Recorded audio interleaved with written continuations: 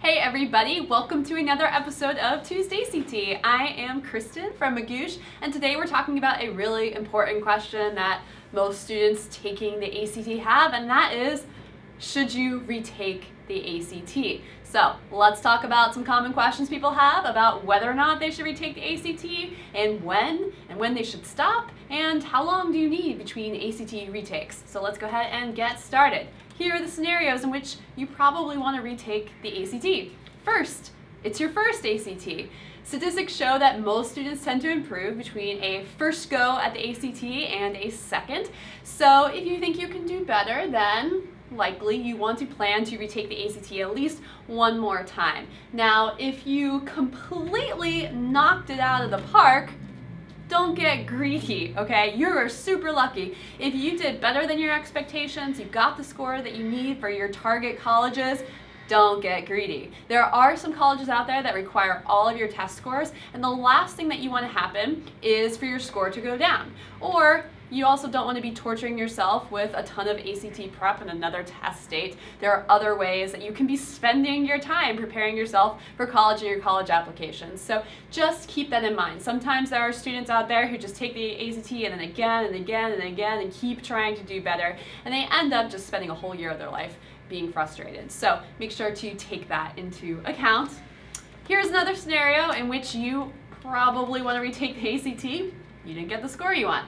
That sounds pretty obvious, but remember that it's okay to retake the ACT. So some students worry, well, what will that do? Like, will colleges think that it's worse if I did better the second time and I should have done better the first time? Or what if I take it 3 or 4 times? Really, the answer is that colleges care most about the ACT that you did the best on. And remember, there are also colleges that super score the ACT, which means they will combine scores from different sections that you received on different test dates into one super score that's super awesome. So I wouldn't worry about taking the ACT 2 times. I wouldn't worry about taking it 3 times. I probably wouldn't worry about taking it 4 times, although that's a lot of your life. But any more than that, it's probably best that you focus on other aspects of your application, but 2 to 3 is totally fine. So plan to retake the ACT. Again, remember, most students do better on a retake, so you are in good company.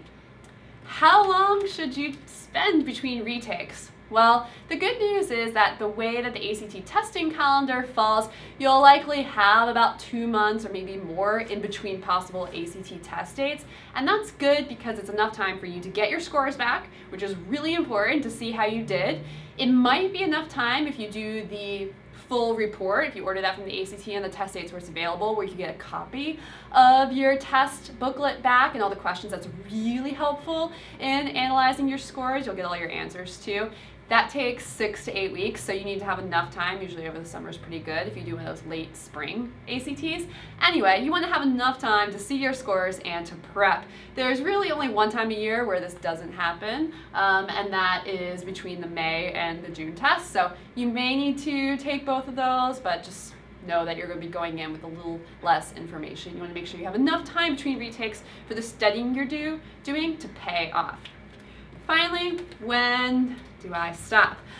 Well, I mentioned before that you probably don't want to be taking the ACT more than 3 and maybe 4 times, okay? So if you've hit that, then stop.